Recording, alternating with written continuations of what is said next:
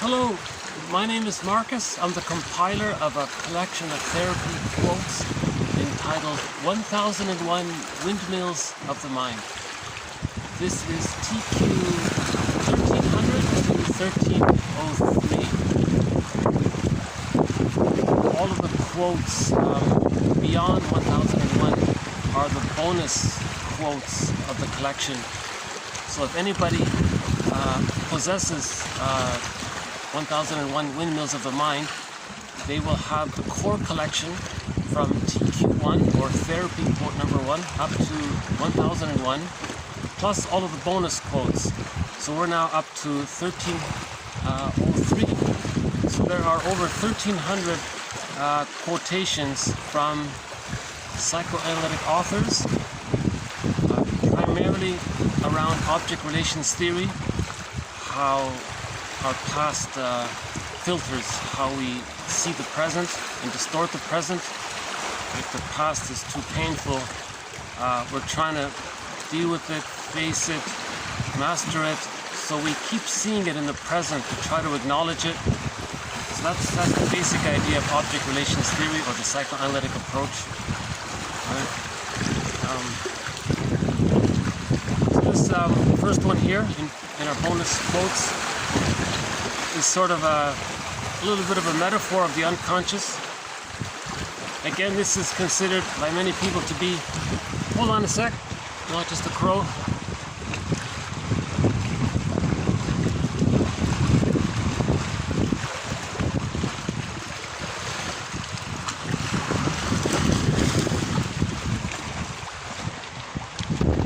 If we're lucky, we'll get to see some Canada geese today, or a heron would be nice.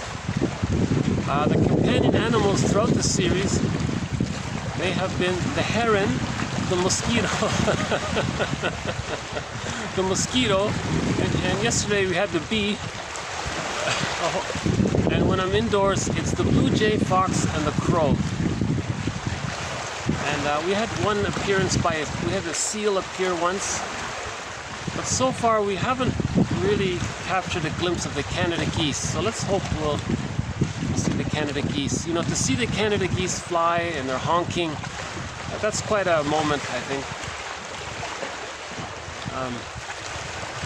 Yeah, we once had a kayaker go by, and a sailboat once went by, a couple of those water skidoos, and once we had some kind of a antique airplane fly by. So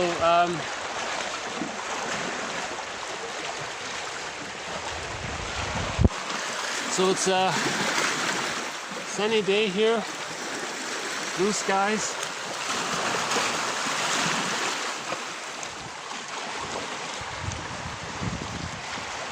So let's begin with the metaphor of the unconscious. So many people regard the unconscious, this term, long ago it used to be called the unbewusst. In German, it's all that we don't know about ourselves, all that's unknown about ourselves. It was simply called the unbewusst. The unbewusst. And then in English, someone came up with the unconscious. Because we're not conscious of it, so we're unconscious of it. So this is considered humanity's third narcissistic injury. Although people have talked about the unconscious for thousands of years, it sort of became more, I guess, mainstream, I suppose, about 150 years ago, I guess, 30 years ago, something like that. Actually, this quote here coming up was written in 1920, so that's over 100 years ago. So it was considered humanity's third narcissistic injury. But really, that there's something unknown about us, that our unconscious memories can influence us in the present, that we're not sort of masters of ourselves, that we're persuaded by these what's called unconscious motivations. that there is such a thing as psychic reality or psychological reality, that there is a psychological self, that there's such a thing as the inner child of the past influencing us. So Robert Bly's metaphor is that by the age of 5, so much of who we are gets repressed and it gets put into this bag that we drag behind us. And then we spend the rest of our lives trying to get it back out, trying to reintegrate what we disowned in childhood. Right? Now this bag we drag behind us is sometimes called the stranger within, the one who walks with us, who's not like us, but who is us. Someone's living my life and I know nothing about him. The alter ego, one person calls it the skeleton, who's a wise teacher. And he says you want to give the skeleton the best seat at the fireplace, who has a right to be, and he's a wise teacher, teaching you that there is a conquest of the self, that integration and reintegration can take place, that the psychological birth can take place. If the person didn't get it naturally by the age of 3, there is a conquest of the self, meaning the psychological birth. So man's main task is to give psychological birth to himself if he didn't get it naturally by the age of 3 with a secure attachment cell. Oh, there's the seal. Let's see if you can, not sure if you can see him, but okay, he just ducked under. Yeah, that's an adult seal.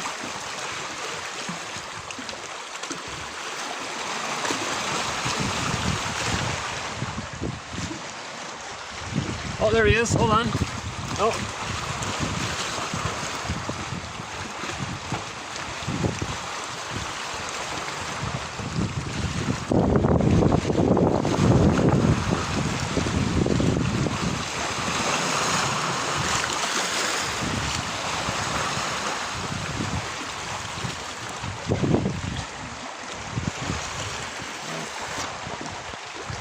No, not yet. No, he's still... Okay. He's still looking for some... Okay.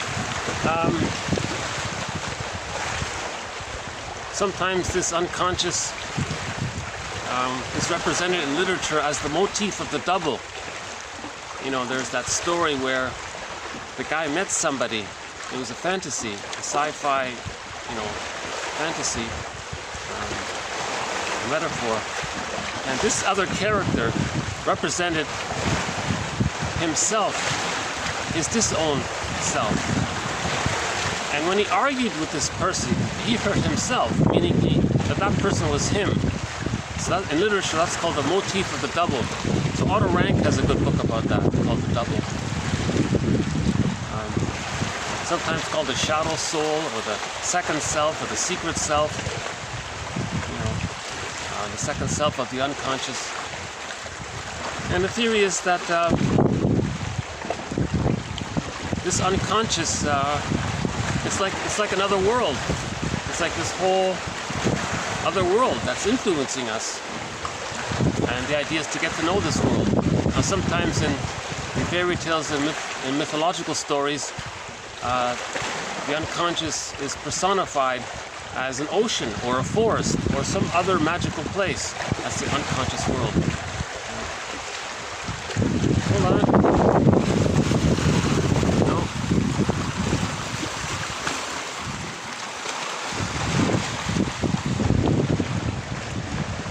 In the Odyssey, the unconscious was given a name. He was called Poseidon. And in the Odyssey, you can see the clip on YouTube. If you watch the Odyssey starring Armand Assante, it's a Hallmark film, but it's very good.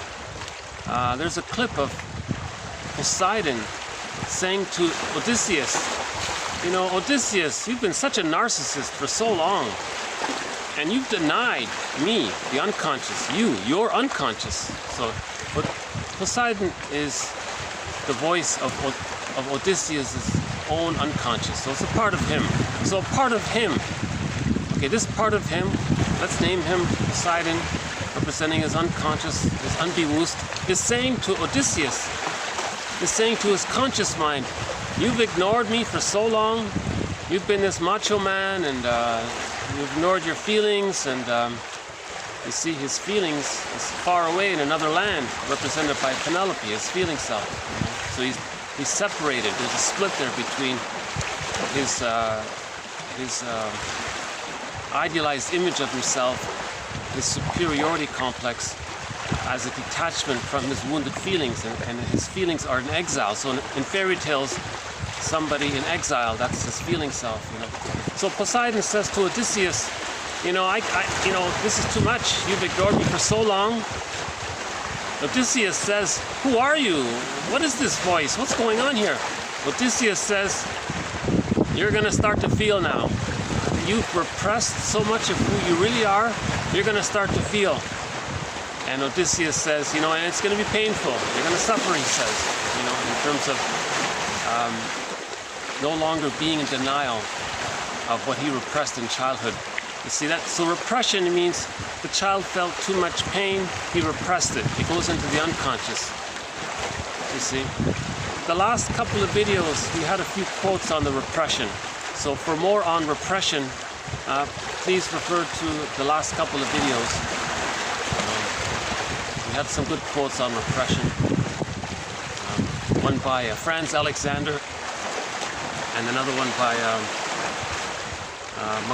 Raymond McCall. And there have been other quotes on repression.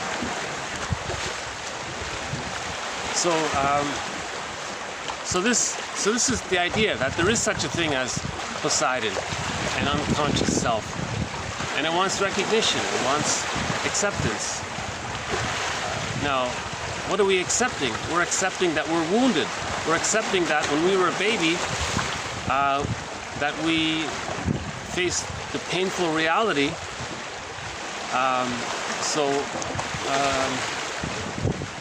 Is it Steiner? Steiner has the quote, he says, it's this verdict of reality that makes the work of mourning so painful. Right? So what are we mourning? We didn't get the love we needed. So that's called an insecure attachment style. It's not to blame the mother, we're just trying to understand and accept the reality that maybe the person as a baby didn't get their extended womb needs met. They didn't get held properly or fed properly, or they weren't seen and accepted and validated, and when they were upset, the parents gaslit the child or put the child in double binds, and the child felt a lot of pain from that, so he had to repress a lot of his feelings. Right? Symbolically metaphorized as Penelope being in a far-off place. Now, when he's reunited with Penelope, we say he's found his inner home, he's reconnected with himself.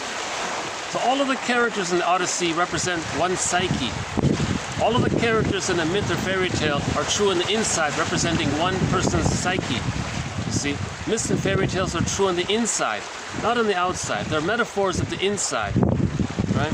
Like the dream world or the inner world is the religion of the mind, or the mythology of the mind, right? So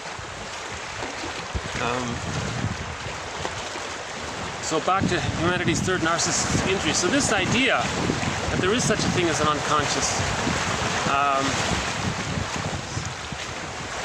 is uncomfortable, because people are very proud, thinking that when they make a decision that they chose it.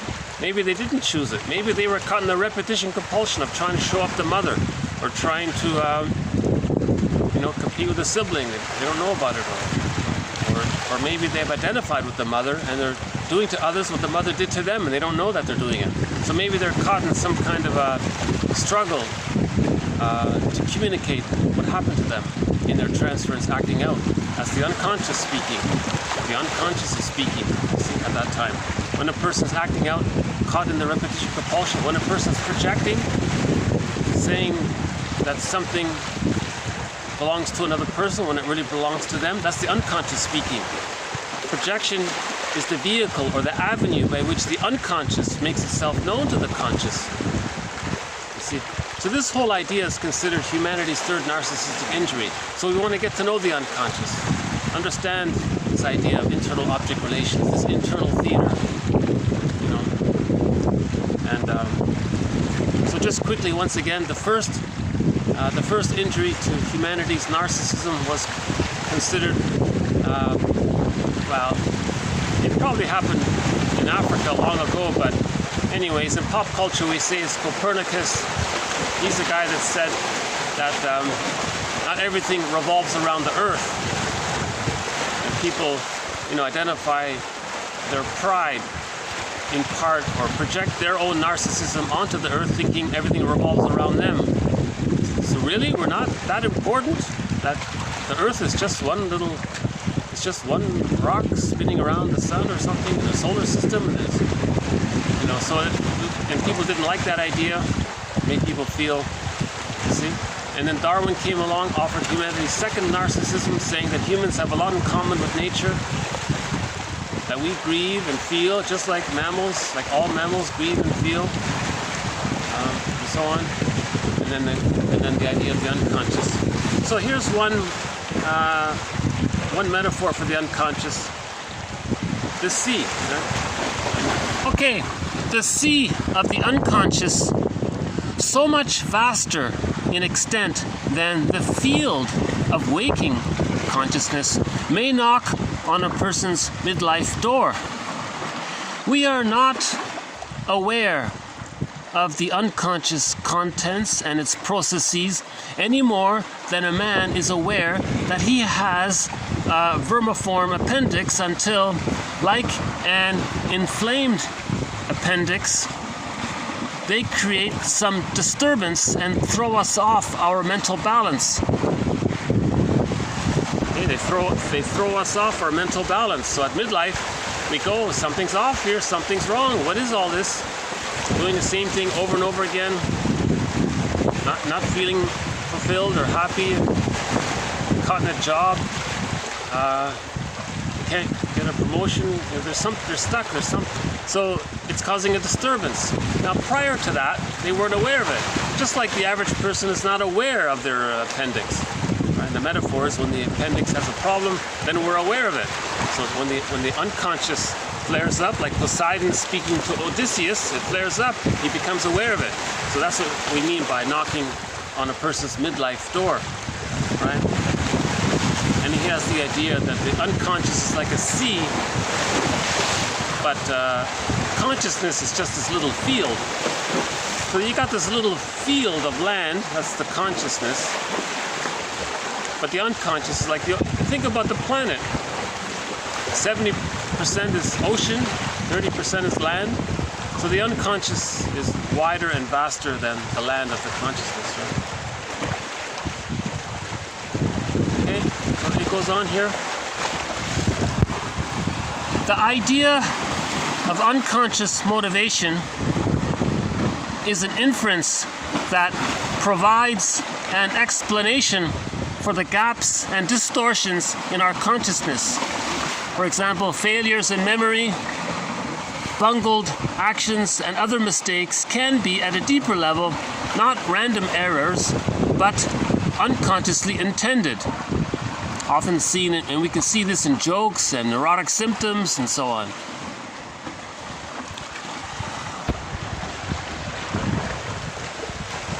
So when I first saw that quote, I thought of myself. I sort of bundle when I speak. I speak and I stop and I stutter and I repeat. So that's my unconscious. I still probably have some unconscious fears about speaking very clearly and straightly, and maybe in my memory there's some interruptions, and I'm still facing all that. You see?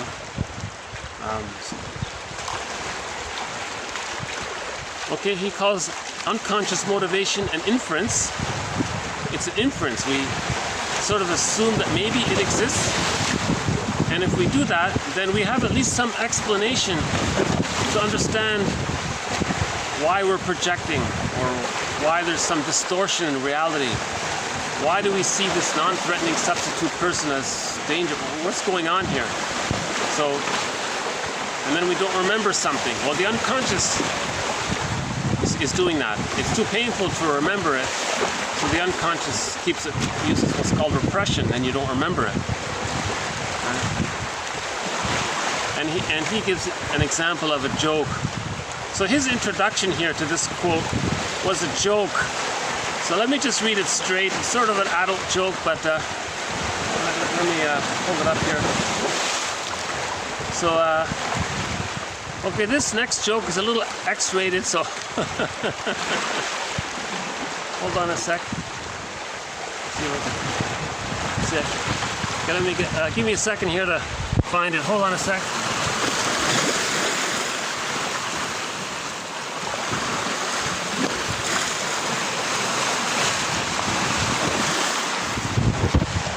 Okay, so here's Mollon's, the author here is Mollon. Here's his joke to introduce the idea of the existence of unconscious. He says, a man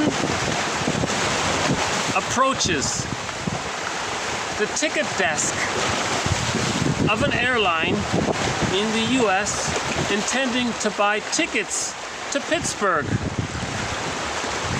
Okay, so a guy's at the ticket counter and he wants to buy tickets to the city of Pittsburgh. And he is served by an extremely attractive young woman endowed with very ample breasts.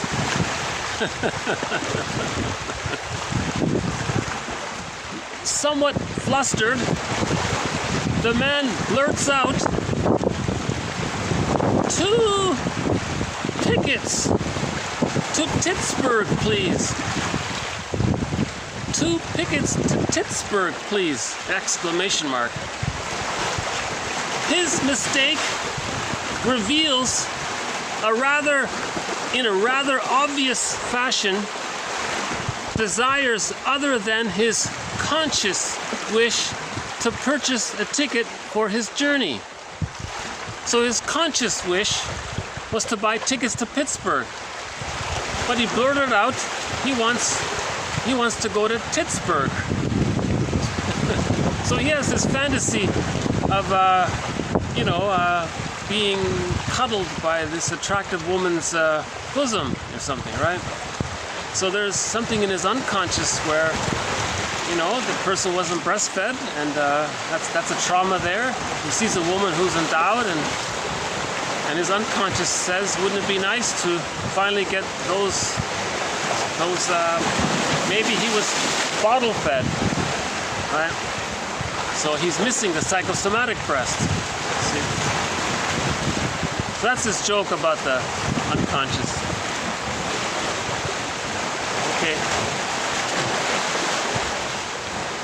Hold on a sec. I'm going to have to move my chair back here because I'm starting to get a little wet here. Hold on a sec. Let me just rearrange my chair here. Okay.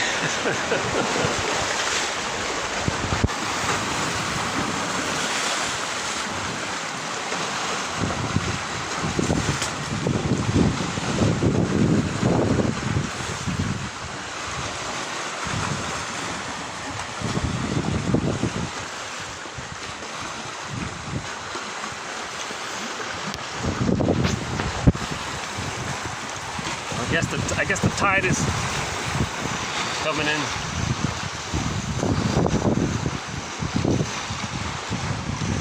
Oh yeah, I better finish this video in about half an hour, otherwise I have to swim back. The tide comes in pretty quickly here. Okay, so let's hold on a sec.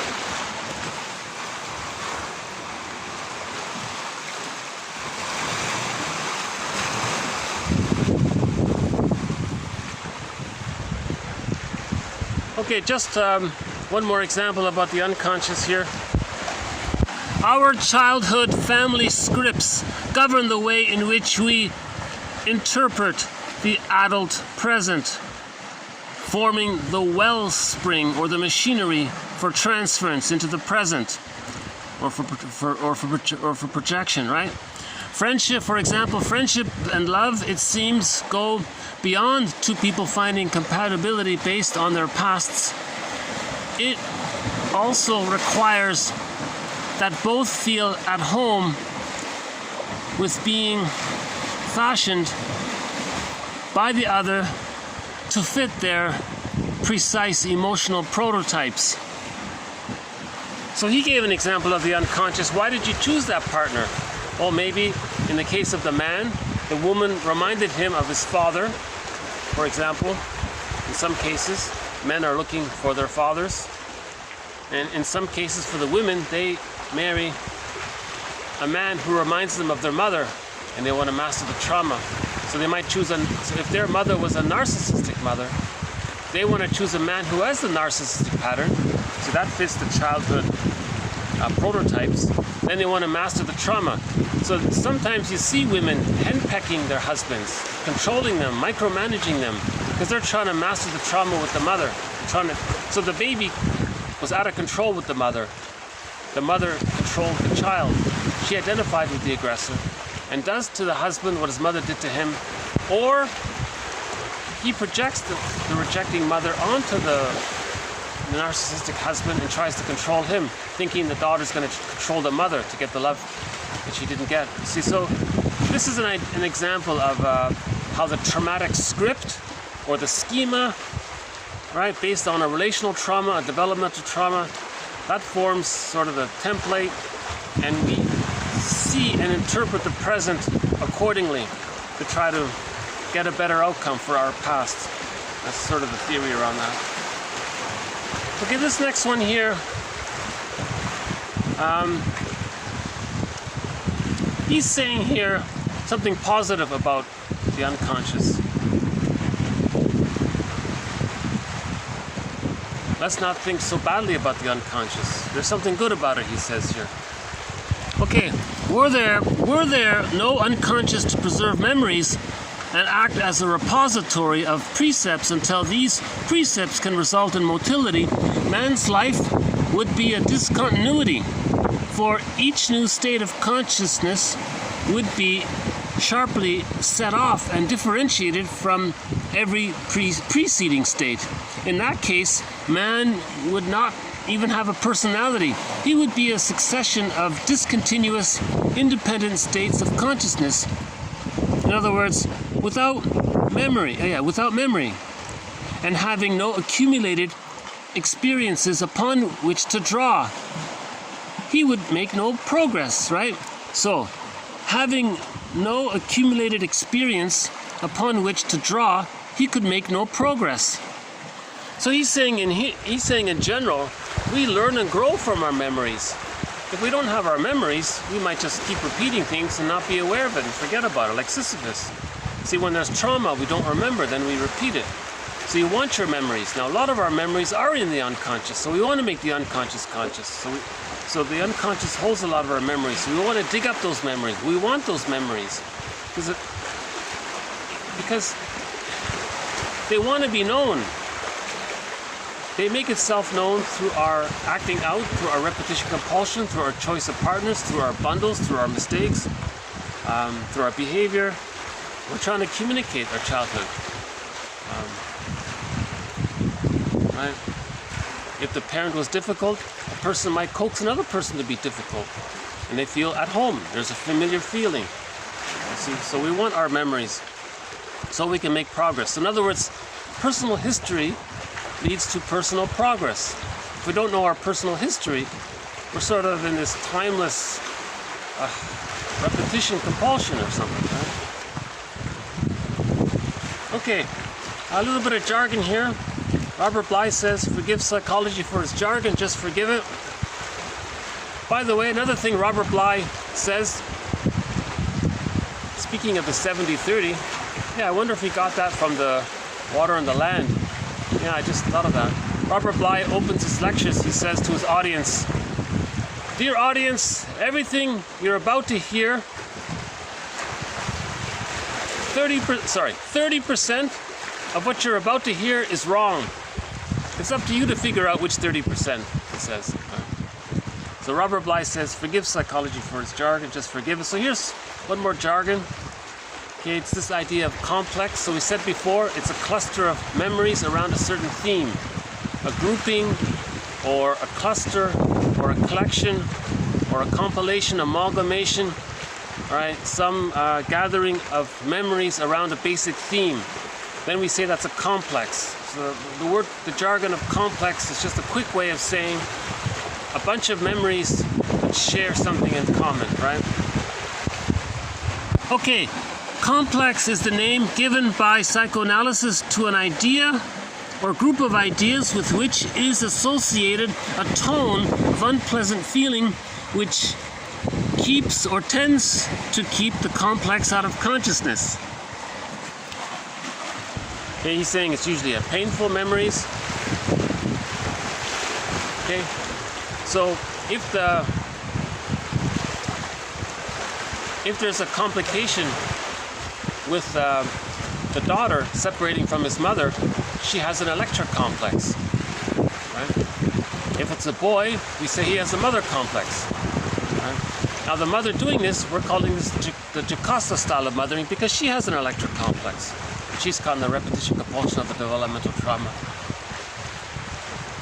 So the child needed enough love to separate from the mother to find himself. He goes through one of the threads in this series is Margaret Mahler's theory of the psychological birth, called the separation individuation process. She says that the psychological birth doesn't automatically happen with the biological birth. Okay, so at biological birth, there's the first sub-phase of this process is symbiosis, or the extended womb. Okay. This is like another egg, like a second psychological egg. The physical womb was like a egg, a metaphorical egg for the biological birth. Now the baby enters into a second egg called the stage of symbiosis. He doesn't know where he ends and his mother begins. It's called the stage of symbiosis. Now at the age of 3 months, he begins to slowly hatch out of this egg toward the psychological birth. But this hatching out, unlike the biological birth, for the psychological birth, the hatching out process takes 2.5 or longer years. It takes 2 years and 9 months, roughly, right? So it's a gradual process. Now during this process, the child enters into what's called the practicing subphase, where he experiments with the idea of separating from his mother, knowing himself as a separate person, knowing his mother as a separate person, that he's not fused there. Now he needs his symbiotic needs to be met in order to do that. And then after the age of 15, now at the age of 15 months, he begins what's called the rapprochement subphase, where, assuming he got enough love, he gets the idea that he's a separate person from his mother, not only cognitively, but psychologically and emotionally, that they're separate there. That he has an internal psyche, and the mother has a separate psyche. They're separate people in their own right. But the child panics a little bit and says, whoa, this is a big world here. I'm not one with the mother, I'm a separate person here. So now the mother offers what's called communicative matching. The child does something and the mother shares what she knows about what the child is doing or learning about. So with enough love support, by the age of 3, the child condenses all of these loving memories into what's called the holding interject, or the internalized good object, right? This affords the child enough inner security, sense of self, ontological security, so that his life force can now decathect from originally the rejecting image of the mother to the whole image of the mother. Now we get the key out from under mother's pillow. His life force can cathect to himself. That's the psychological birth, right? Now, if something goes wrong during that process, so previous videos have clarified this a little more slowly. If the mother doesn't offer enough support for that, we can say that if it's a boy, that he has a mother complex, right? This can lead to the Peer Gynt syndrome, the Don Juan syndrome, or the Playboy, the Peter Pan, all these other ones, right? Mama's boy, and so on. If it's the girl, we call it the electric complex. Right? You know, sometimes the mother complex gets displaced and projected onto money, then we say the money complex.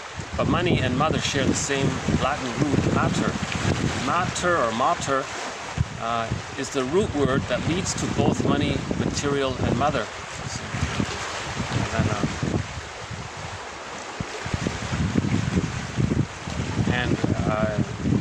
Any insecure attachment style, there's going to be an inferiority complex.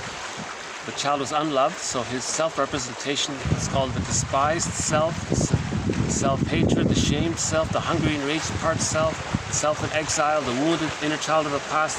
That's the inferiority complex. All those memories, when the mother was misattuned to the child's needs, he develops an inferiority complex. That's too painful.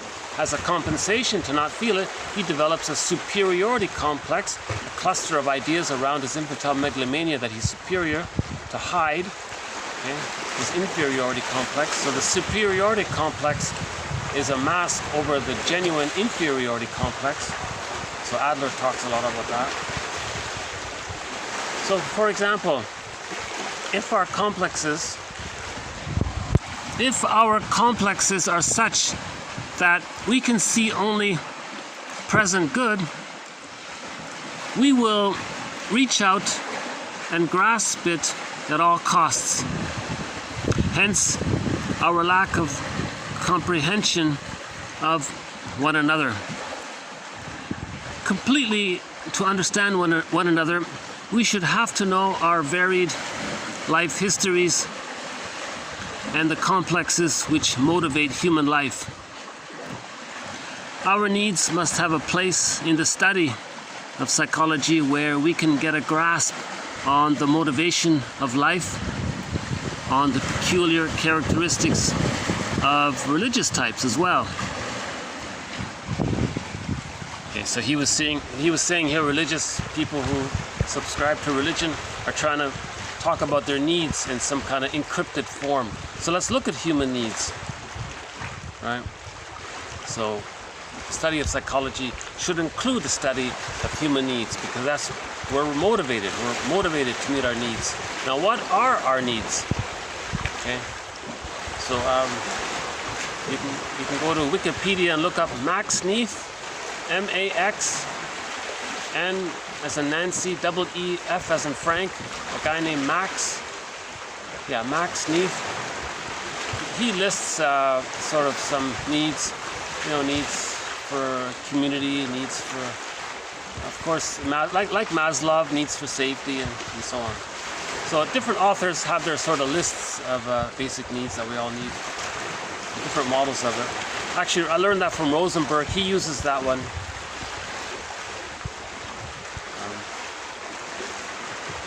Okay, the next one here is about the Don Juan. So for example, to the neurotic, if we search for the efficient cause of such a state, we find it to be some infantile fixation. For the mother complex, he sought to compensate in Don Juanism. He was constantly, as is the way of neurotics, exhibiting his broken heart to the world at large. Okay, so the mother complex didn't get mother's love.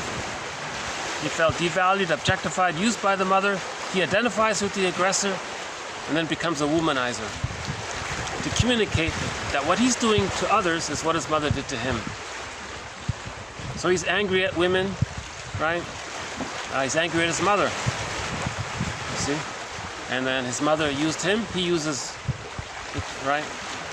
So in that comic series, Psychoanalysis, 1955, EC Comics, Dark Horse Publishing, there's a character in that comic series called Mark Stone. May I refer you to that comic book called Psychoanalysis. That comic book talks about 3 clients, Freddie, Ellen, and Mark. So that Mark one, the third one, he had a mother complex.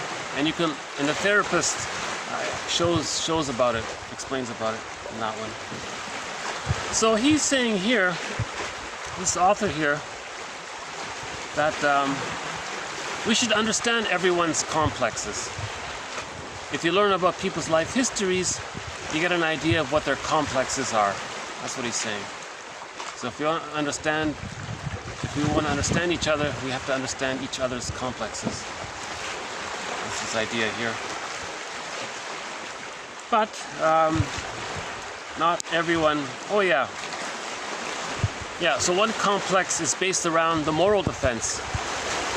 So Fairbairn has this thing called the moral defense, where the baby thinks he's not okay and his mother's okay.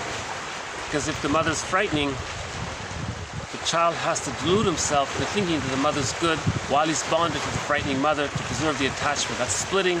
That's called the moral defense. So he has a complex around that, where he thinks he's not okay and everyone else is okay. So the prototype is based on a childhood trauma where he thinks he's not okay and others are not okay. So that's his complex.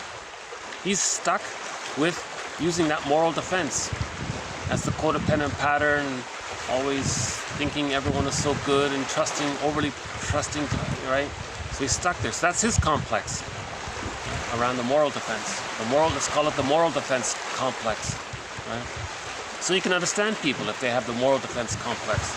That's the codependent pattern, right? Now, if they have identified with the aggressor, that's much more the mother complex. Inferiority complex masked over by the superiority complex. So you want to look at these complexes here. Okay, next one here. Not all individuals feel the need, okay, to do a midlife audit or to do a midlife examination or something like that. That's because not everyone has some kind of conviction that they're not, of something other than I'm okay, you're okay. Okay? Some people never have such a problem, right? They have no clear conception of anything other than I'm okay, you're okay.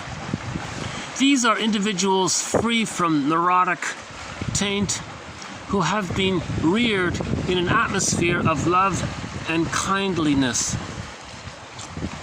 So normal development, healthy development, natural development, authentic development, meaning the mother is more loving than frustrating, they end up with I'm okay, you're okay. The prototype is the mother accepts the child as a person in their own right, then the child sees the mother as a person in their own right. That's called whole object relations, I'm okay, you're okay. If this doesn't take place, that's an insecure attachment style. That can lead to the ongoing continued use of the I'm not okay, you're okay, or the identification with the aggressor, the more severe one, the I'm okay and you're not okay, meaning he's not okay because he's identified with the aggressor, or that schizoid one, the I'm not okay, you're not okay. So those three are those are the three that need the psychological birth to reparent themselves, to provide an emotional re-education, one person called it, for themselves, or a psychic re-education, to heal their internal object relations. Now, people with the secure attachment style, they're fine. They don't need this. They achieved a psychological birth at the age of 3. Right? So not everybody enters into this midlife crisis. Okay. Here's that phrase, psychic re-education, emotional re-education. Okay, our clients suffer from arrested development. Not intellectual development, but emotional development. Their minds may be keen, their brains alert, they may seem to be mature, but emotionally they are still unloved boys. They need psychic or emotional re-education. Okay, so that's the midlife audit, to give ourselves psychic or emotional re-education. We need a re-education. We gotta right? So he's saying here, he's talking about the splitting that usually takes place. A lot of mothers, what they do apparently, according to Rinsley, the mothers make a deal with the child. They say, okay child, I'll let you succeed in school and you can get high grades and all that, and you can become a scientist on the condition you are emotionally tied to me, she says. So there's a splitting between the emotional development and the cognitive or intellectual development. So that's how the splitting takes place. Because Rinsley asked that question. he made a big thing about it. Why does that happen? Why would a person who's a scientist, you know, be such a petty, greedy, stingy, miserly? Why is he so angry and petty, right? So there was a lack of emotional development. He didn't achieve the "I'm okay, you're okay." So he thinks that's how it happens. So there's a split, in other words. There's a split in development between emotional development and cognitive development. It commonly takes place, right? So arrested development is usually related to emotional arrested development. Okay. Okay, the next few, we have a new thread in this series.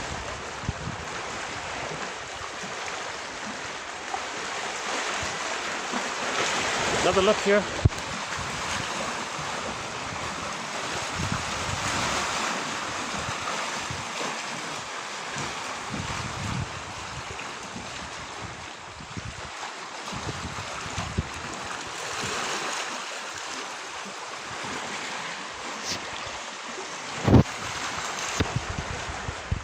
Sorry about the lighting here. Is that better? Yeah, it's better, right? We have a thread in this series on the psychology of religion. This wasn't the plan of this series to include that thread. It just sort of happened by accident. Well, or maybe not. When I started this series, I decided I'm not going to go there. I'm not going to present the quotes on the psychoanalysis of religion. I'll just leave that aside. But then somebody first said, you know, if you can understand the psychoanalysis of religion, you can understand yourself. That was one thought. And then later on, in relation to our thread on prejudice, so we have a thread in this series on the psychology of prejudice. So basically, our unloved self. Sometimes we project our unloved self, our devalued self, our inner poverty self, our hungry, enraged part self, our despised self, our shamed self. That wounded self, sometimes we just say, or we want to see it outside, right? And then in the repetition compulsion, we identify with the aggressor and do to others what the mother did to him to communicate what happened to him when he was a child. So prejudice can come from that usually. Or the person accepts that he's a wounded inner child, projects the image of the frightening mother onto non-threatening substitute others, safe others, and then hallucinate that there's some frightening person to master the trauma in their rebellion against their mother. So prejudice can come that way. So hatred of the other, or non-threatening substitute other, is either anger at the mother through the substitute in our secondary delusion, or out of the repetition compulsion of doing to others what the mother did to us, to communicate what the mother did to us, right? So that's usually been sort of the individual side of prejudice. And so repression leads to splitting leads to projection leads to projective identification, which leads to rationalization, and all of these together lead to prejudice. And then about a month ago, a quote came along that said that you're being too one-sided. If you think prejudice is just from individual psychology, you're being way too one-sided. You're ignoring sort of the sociological side. So then we started this whole sociological side. And he gave the example of, so I won't go over the whole sociological side of it, but that's been covered in the past couple of weeks. I would say maybe the past 2 weeks, 3 weeks, we covered the sociological side contributing to prejudice. You know, the economic system and the pillage and the creating the prejudiced personality. And he was saying if there's an economic system based on global pillage, so the theory around that is maybe with the birth of agriculture and farming, children no longer received a secure attachment style. They were traumatized somehow. That altered our brain chemistry. And then when we no longer get the serotonin that we're accustomed to, we feel stressed. So then we panic, our dopamine becomes activated to reach that level of serotonin or more to feel safe again. So we became greedy in our search for serotonin. So just out of simplicity, I've been saying the serotonin seekers. So now we've all become serotonin seekers, because if we don't get that elevated level of serotonin that we got started from agriculture. Let me refer you to a couple of earlier videos. It takes a while to go through that. The idea was that for 200,000 years, we ate natural foods, whole foods, right? And everything was healthy. And we were all adults. Our concept of what an adult is like: calm, humble, playful, secure, natural, feelingful, kind, generous, warm, safe. The adult, the genuine adult, theory was that was our general, natural human character. We weren't all these bad things that people say. You see, that's a projection of our trauma post-agriculture. But she was saying, no. She was saying for 200,000 years, children got a secure attachment style and they were raised naturally, right? But then with the birth of agriculture, or the discovery of agriculture, we got a huge boost in food, in sugar to our brain. Then our brain released an extra high level of serotonin. Then we got used to it, then we expected it. Now if there's a weather problem, we panic, so we feel stressed. Now our dopamine goes search for more serotonin. So now we want more land, we want to do more farms, we want to build things, we want more, so we want to amp, so the farms became cities and countries, and it expanded like that. So we're constantly trying to maintain our serotonin level. So things went awry there somehow. Now at that point, children got traumatized. Because in our greed to reach this, children were being ignored. They were being treated poorly with the birth of agriculture. Now the children of the developmental trauma, they're stressed out and they're looking for serotonin. So this led to what's called the global pillage, the search for serotonin. Now in the process of pillaging, she said before agriculture it was all global village, because everyone had a tolerant personality, the adult mind. Okay, and then we went into global pillage. Now, in order to facilitate global pillage, we need what's called a prejudiced personality. The prejudiced personality is the tool to pillage, to plunder. Okay? Because in order to pillage, you need a pool of poorly paid workers. Poverty, right? Now, how do you create poverty? You need to encourage people to have a prejudiced personality. Now, how do you do that? Well, make sure children don't get a proper raising. Tell them to use the bottle or something, or hospital births, or separate the baby from the mother. Do these things to traumatize the child so they'll develop a prejudiced personality. And then if a person has a prejudiced personality, it'll be easy for them to develop the thought, us good, they no good, this kind of splitting defense mechanism, because the prejudiced personality is based on the trauma with the mother. Mother good, mother bad, good breast, bad breast. You see, they're bonded to the bad breast, but they think the mother's the good breast. You see, so they're splitting there, and they're angry at the mother and they don't know it, it's repressed. That leads to prejudice. That's the prejudiced personality, or the paranoid schizoid position. So in order to pillage, you want to create the prejudiced personality, to create the splitting, to create the paranoid schizoid position, to make people feel, to discharge their anger at their mother unconsciously onto others. That creates the us and them, and that facilitates the plunder and the pillage. So how do we create so there's different ways to create the prejudiced personality. One is through changing the child rearing practices, traumatizing the babies. Another is by the invention of religion. Religion becomes a tool to condition people to maintain the prejudiced personality. The purpose of religion is to prevent you from the psychological birth. The purpose of religion is to distort, right? Religion co-opted harmless spiritual practices of ritual long ago, instilled dogma and creed to maintain the infantile use of immature defense mechanisms.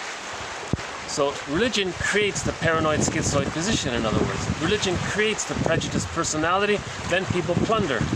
Okay, so religion is a tool of the pillage system, economic model of global pillage. Religion is the tool of public deception. Then the school system sort of adds to that. You see? So we had this whole thread on the sociological factors that led to prejudice. It's not just the individual side, it's also the social side.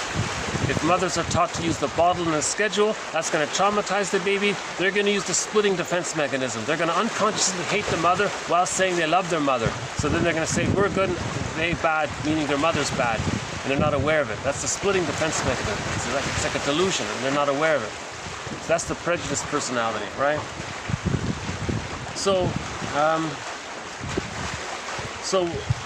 And there's more. The work of Jane Elliott.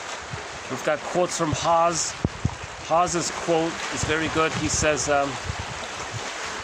religion, the purpose of religion is to maintain continued use of infantile, immature defense mechanisms, to make sure people don't heal the splits.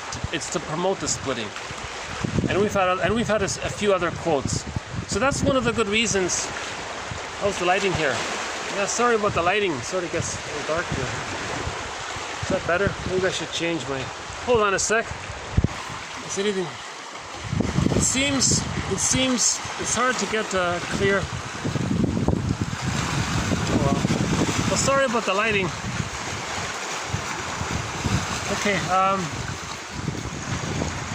Okay, so now we're going to add a few more quotes on the psychology of religion, because religion promotes prejudice. Okay, so this whole thread on the psychology of religion is in support of the thread on the psychology of prejudice. So the main thread is the psychology of prejudice, and it's complemented or supplemented, and to support our thread on the psychology of prejudice, we have the psychology of religion. Okay. So a few more quotes here. All right.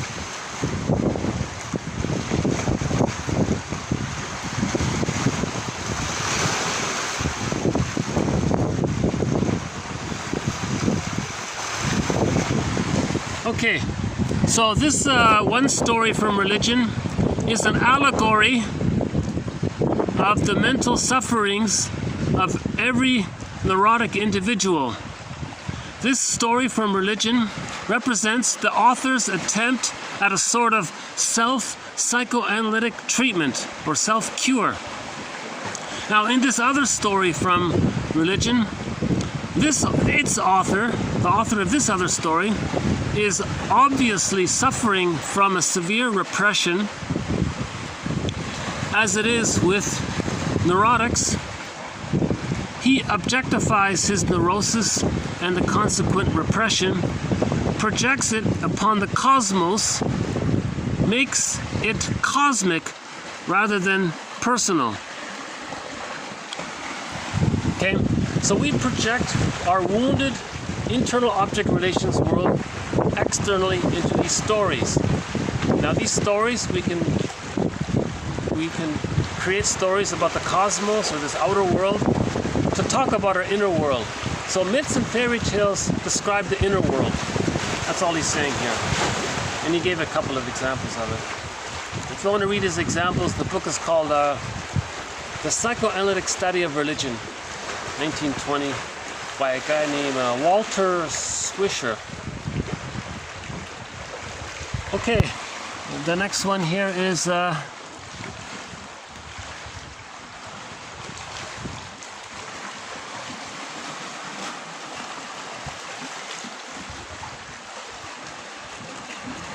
okay, it was this religion was a prejudice, poverty, pillage religion, which held out hopes to a class who had no hope in the present of better things to come. It made them content to endure their dreary earthly life with toleration and some equanimity, if not satisfaction. So he's adding another little element here. So the purpose of religion, we said, is to create prejudiced people so they can go out and plunder and pillage. right, to get more serotonin. At the same time, the masses, okay, the poor people, are then handed this religion as a fantasy as a fantasy. One day things will be better. Okay. The neurotic finds reality too harsh to bear and actually takes refuge in his dysfunction or some other world, right? In which he creates this other world to suit his fancy. Now, religion resembles neurosis. His analogy is here, just like a dysfunctional person has this other world of fantasy, emotional eating, or, you know, plays video games or whatever he does. Religion is kind of like that. It's this other world. Just like the neurotic has this other world to express his frustration or to talk about his pain or to express his anger, or, okay, religion is sort of in a similar sort of mode. Okay. Religion is primarily emotional rather than intellectual.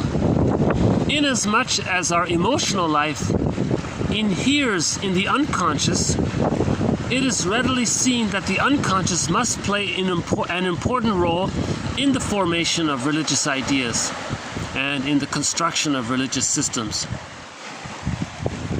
So he's making a fairly simple but fairly obvious point. Religion is about emotions. It's all very emotional, right? Now, a lot of our emotions are in the unconscious. So there's a link between our unconscious and our creation of religious stories or religious myths and religious systems to talk about our emotions in code. In code, it's encrypted. These religious stories are like a puzzle to talk about our feelings. Now, the purpose of religion is to not make you aware of that. It's to not make you aware of it. It's to maintain the repression. Yes, we'll tell you the story, but at the same time, don't be aware that it's a projection. Don't be aware that you're talking about how your mother maybe wasn't available to meet your needs. Not at all. It's to deny that, you see? So they're doing both. They're teasing you by dangling this carrot, but you can't eat the carrot. So religion is doing that, you see? When neurosis is cured, the morbid religious emotion of the client disappears. Now, many authors, this is a very common quote, many authors say this. If you take a religious person and cure his personal neurosis, he has no interest in the religion anymore. He gladly is relieved of it. He thought it was a crutch. He's happy to throw that crutch away because it wasn't even a real crutch. He's happy to throw off the shackles of religion, and he's emotionally free.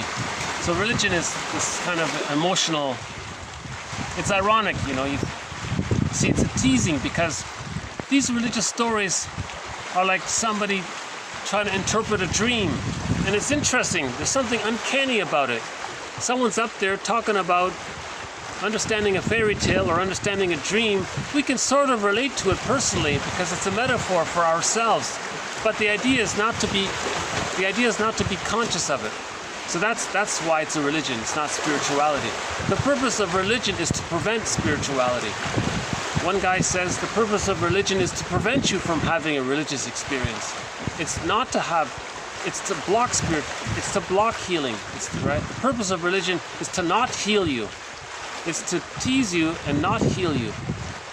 It's to promote the repression, to create the prejudiced personality. You see. And somebody said in the future, people will marvel at how we were so fat, how we could be so, you know.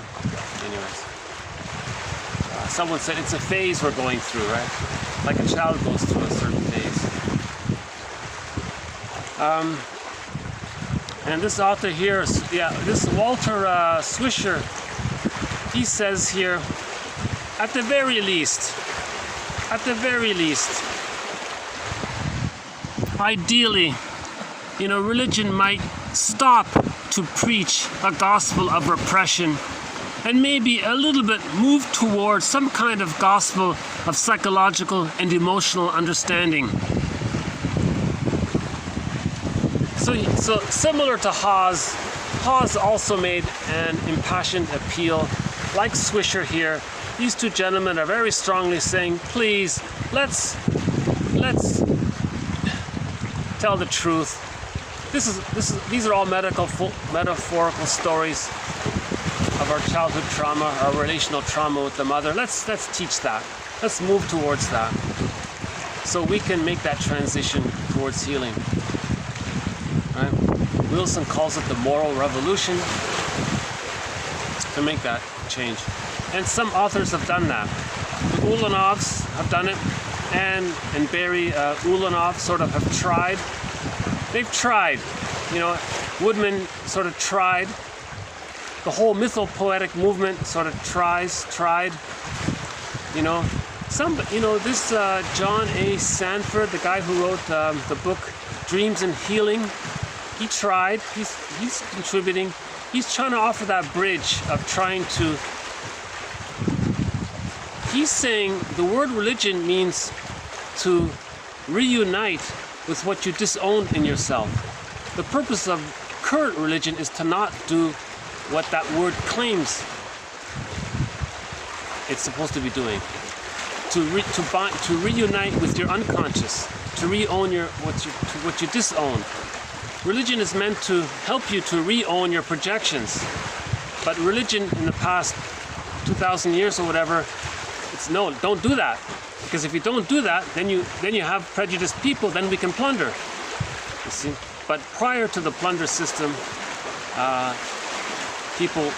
spirituality was there to help you own your projections. Right? Okay, now all of these lies get covered over with rationalization. Now, the past couple of videos, we've had some good quotes on rationalization. Can I refer you to the past couple of videos? I think they were generally good ones. Yeah, we've had some very good quotes on rationalization in the past couple of videos. So we'll add one more here. Remember, rationalization, this is the appearance of logic, pseudo-logic, fake logic, long lies. It's to trick yourself and to trick others, to explain away, to hide away, to repress the truth. Giving a logical pretext for the unconsciously motivated act is called a rationalization. To satisfy its craving for the limelight, the unconscious will go to great extremes. However, the real unconscious motive for acts that reveal a desire for esteem could not be divulged to our fellows. It would appear too puerile, since we must furnish some altruistic or at least rational reason for our acts. Okay, so we want to make it look good. Okay, so a person was unloved as a child. He becomes he developed a narcissistic pattern. His humor becomes dark and sardonic and cynical. He wants to hide. He wants to hide it. So he creates a rationalization of why the other person is no good, why he's right and the others are wrong. So he's going to come up with some long lie.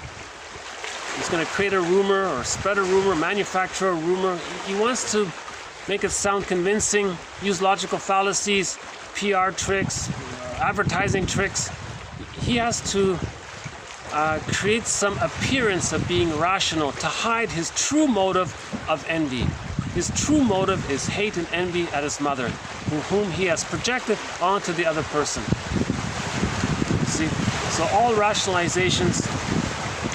So Bergler says that you confront the rationalizations, then you find the underlying defense mechanism. It's like an onion, you peel the layers, right? Okay, we'll have two more quotes here by Swisher. So, okay, so we'll switch topics here. You know, he even admits it in this book. Swisher was saying at this point, I know I sound harsh on religion, but really am I? He's saying, I'm just facing the truth. And his point is, you know, the truth sort of wins out in the end. You know, the truth is what survives. The lies, all the lies sort of pass away into the dustbin of history or whatever they say. But the truth, so he's preserving the truth. Now his book has been republished a couple of times. It's still around, you know. It's called The Psychoanalytic Study of Religion by Walter Swisher. You know, keep in mind the way people spoke was different back then. The language was a little different, a little more direct. He's not that diplomatic, or let's say. Like, he's like Burglar a little bit. He speaks directly. Keep that in mind. Keep the context in mind. It was written in 1920. But he makes some good points here. So this is a good add-on to Haas's book. Right? So we had a lot of quotes from Haas. We'll have more quotes from Haas. I think his book is very good. This Swisher one is also not bad.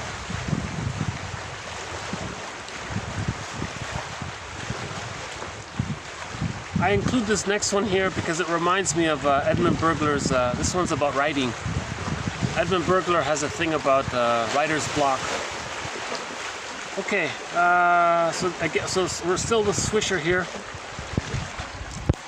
Okay, some writers have gone so far as to refuse to give up a neurosis because it seemed to them artistically useful or productive. Now the public is likely to differ, right? To differ on this point.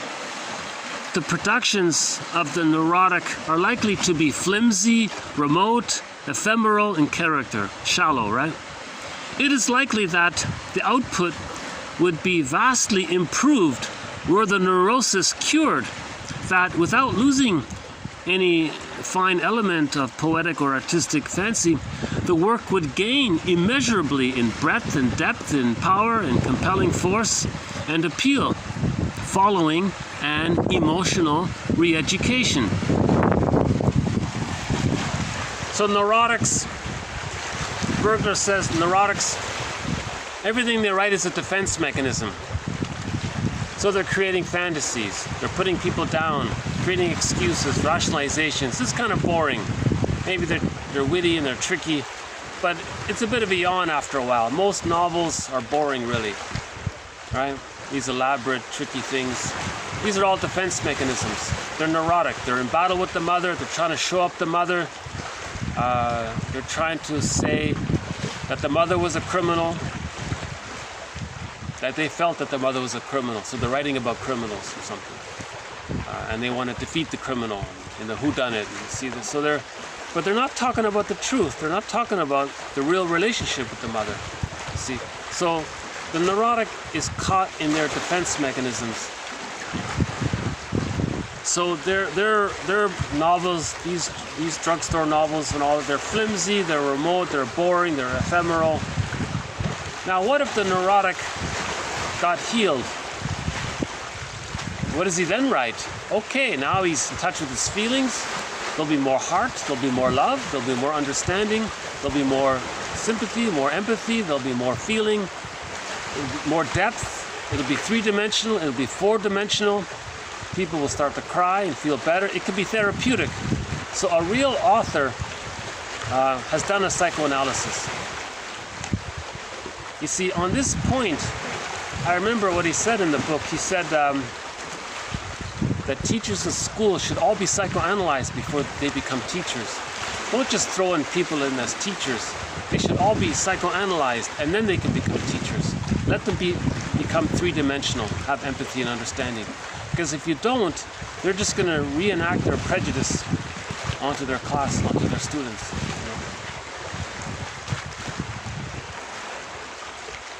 So that this quote I think is a good follow-up to our thread on Edmund Burglar's work. One of our mentors in this series, a gentleman by the name of Edmund Burglar. He wrote 24 books, 300 papers on a wide variety of topics.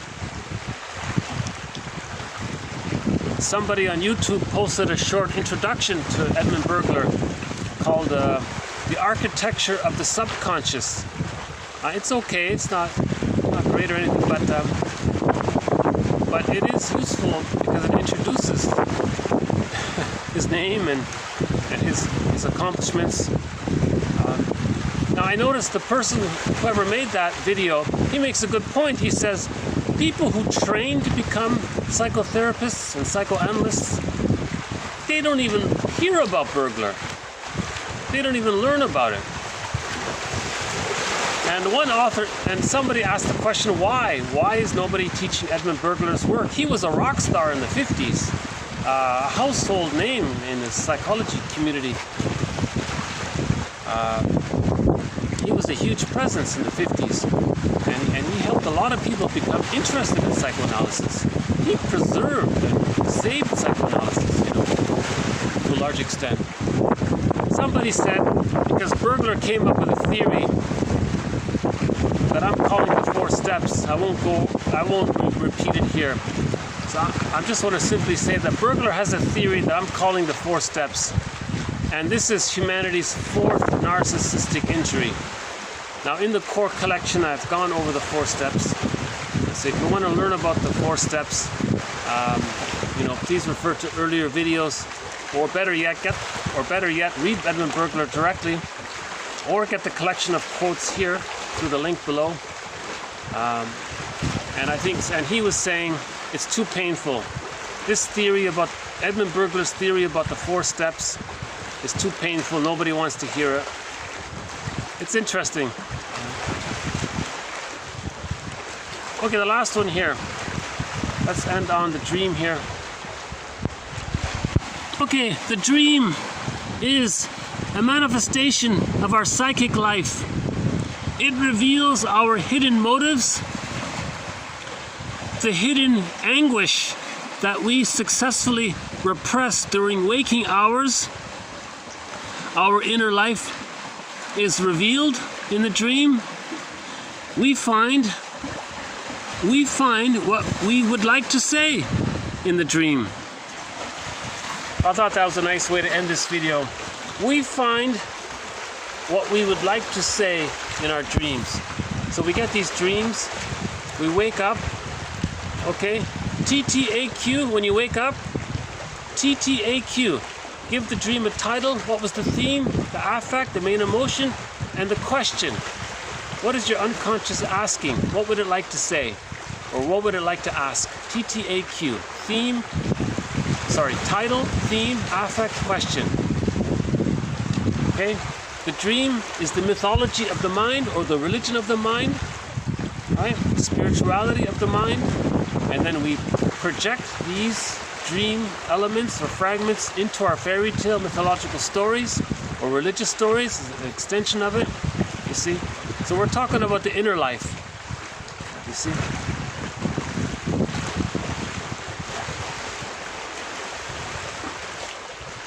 Oh, the sun's come out. Nice clear day here.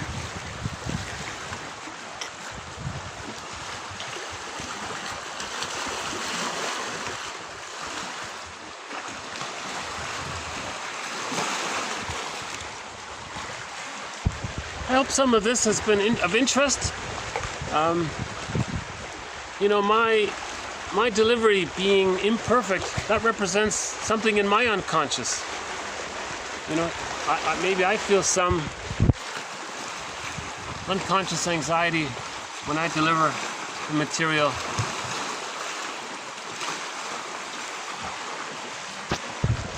So I'm on my journey as well, Okay, so all of the quotes are posted below.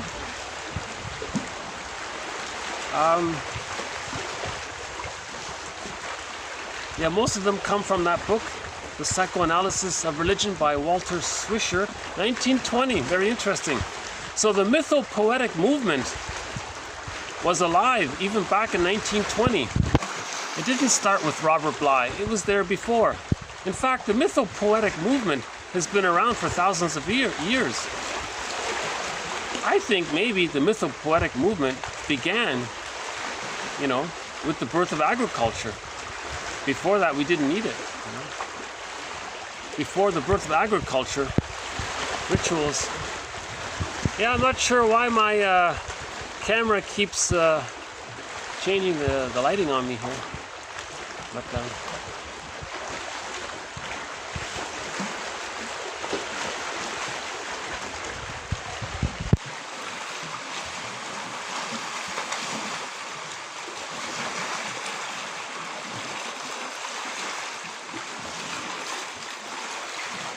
okay, so we'll end on our theme song here. The theme song to this series is Katja Epstein's German rendition of the song Windmills of the Mind.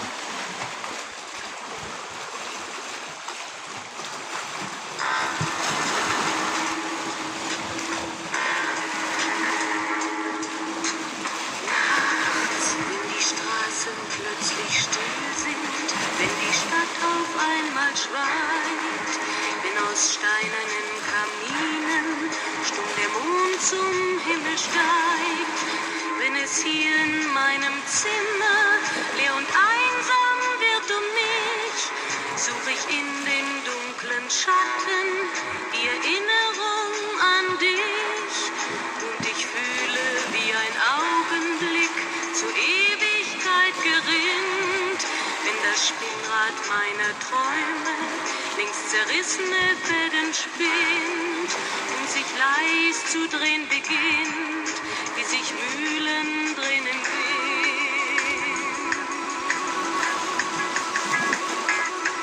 Okay, so thank you very much. This has been TQ 1300 to 1303. We started off with that little metaphor that the unconscious is like a sea. Now the Earth, planet Earth, 70% is water, they say, and the land is 30%. It's our consciousness. So we've got a lot in our unconscious. And if a person has an insecure attachment style, anxious, avoidant, disassociative, provocative, and so on, their unconscious is going to knock on the midlife door. And we're often not aware that we even have an unconscious, similar to how we're not aware that we have an appendix. Just like an inflamed appendix, we may become aware of our unconscious when there's some kind of disturbance at midlife. Okay, so the idea of unconscious motivation, we make this guess, or we make this inference that there is such a thing as unconscious reality, psychic reality. Because how do we explain that joke? That guy made that joke. He wants to buy 2 tickets. He wants to buy 2 tickets to Pittsville or something, whatever it was. Pittsburgh. He wants to buy 2 tickets to Pittsburgh. So he had an unconscious fantasy of receiving his mother's love. Right? Okay, we have the idea of unconscious scripts, traumatic scripts, schemas, and then we act according to those scripts, to try to heal the script, to try to change the script, to re-educate and update the script, to give ourselves a healthy script. So we don't need a script. If we don't have the traumatic script, then we can enjoy the present. See? Okay, we talked a little bit about the idea of complex, cluster of memories around a certain theme. So yeah, we have the guilt complex, right? I'm not okay, you're okay. Now, if a person can't even hold on to the guilt complex, they just identify with the aggressor and say that others are no good. They say, I'm okay and you're not okay. They can't even accept the natural development of the guilt complex, to heal it. The guilt complex is originally okay to get through the difficulty of trauma, of the childhood trauma, up to the age of 3. But by the age of 3, the child is strong enough and has enough love enough to say, I'm okay, you're okay. If he doesn't get enough love, he at best is still stuck with the guilt complex, but if it's more severe, he doesn't bother, and that's the narcissistic pattern. And as we know with the narcissistic pattern, they don't feel guilt or remorse or sorrow. They just feel entitled and grandiose, and they're angry and they're hostile, they're vindictive, filled with spite, envy, and so on.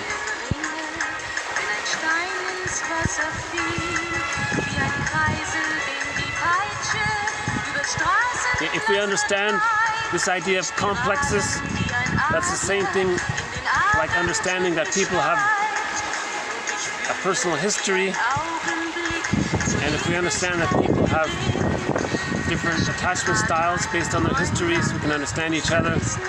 So we understand the idea that humans have needs, and we can look at Max Neef, and he talks about the needs that people have. Or we look at Margaret Muller's theory of the psychological birth. For example, if we understand that a person has a mother complex, we understand why he's acting like a Don Juan. If a woman has an electric complex, we understand maybe why she's so, controlling.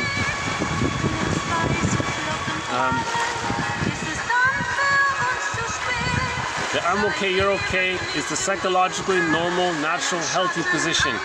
Anything other than I'm okay, you're okay, or we're okay, they're okay, anything other than that is an aberration. It's a fault. We have to heal it. We need emotional re-education. Arrested development usually refers to emotional arrested development. Meanwhile, the cognitive development can still take place. Stories from religion are allegories or metaphors for the internal object relations world. Right? If you want to know specifically which stories, I refer you to that book by Swisher.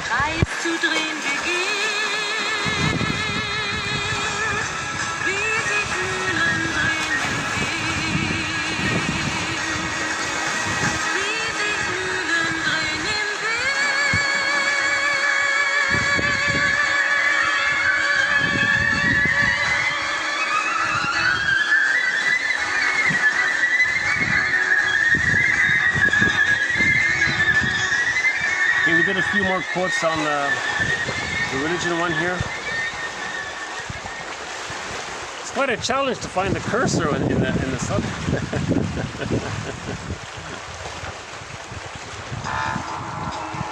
Okay, so we just updated a few more quotes on the psychology of religion, how that promotes the sociological side to prejudice, right?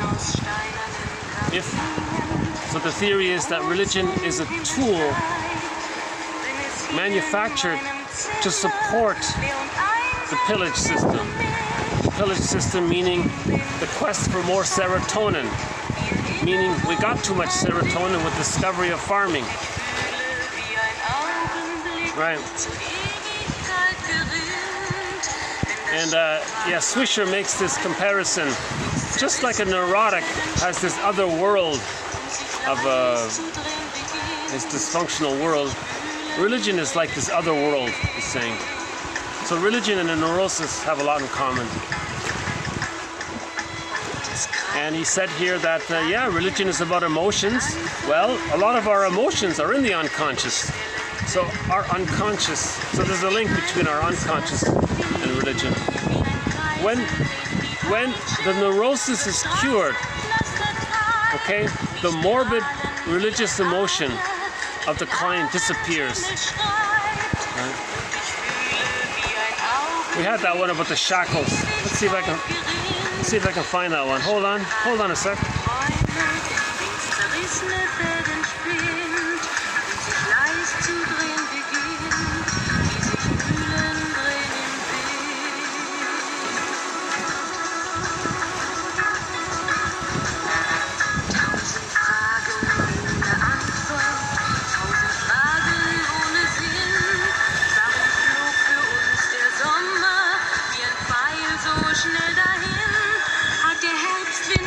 I don't have the exact quote here, but there is a quote in an earlier video where the guy says, you think religion is some kind of crutch. You realize it's not even a real crutch and you're happy to let it go. Something like that. Okay, in other words, you feel emotionally free. Now Max Neef says that. Max Neef, in that list of needs, he says one of our human needs is emotional freedom. Now religion is meant to shackle you, to not have emotional freedom. Religion is meant to keep you shackled to this neurotic world, chained to this neurosis of magical thinking and repression and splitting and prejudiced personality and hate and denial and projection and this dysfunctional neurosis. That's not emotional freedom, you see? So if you're looking for emotional freedom, okay, recognize that religion is a metaphor for the internal world.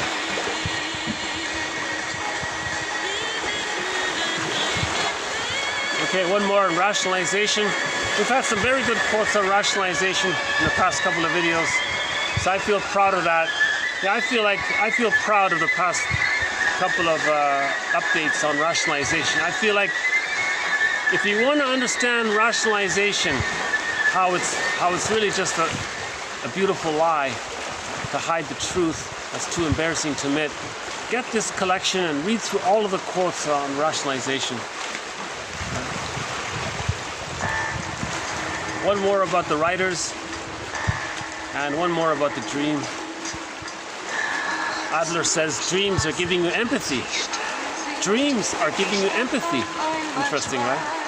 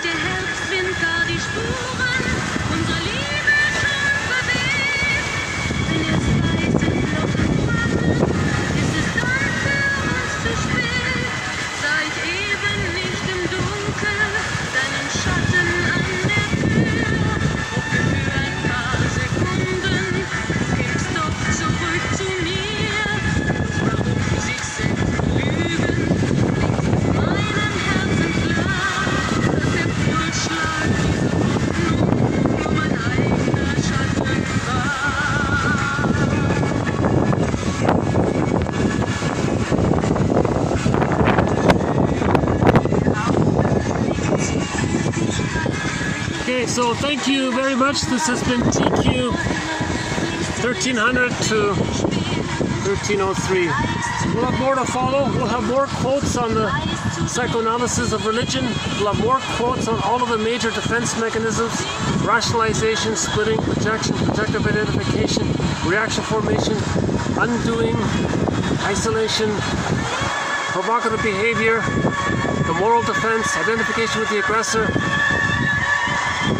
Thanks again. Bye for now.